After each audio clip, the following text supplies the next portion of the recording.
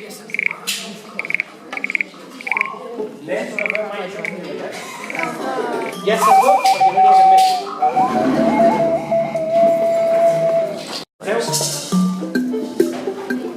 Ah, sí, és veritat, va respondre Volòdia. Tinc l'honor de presentar-vos el meu company Txetxevitsin.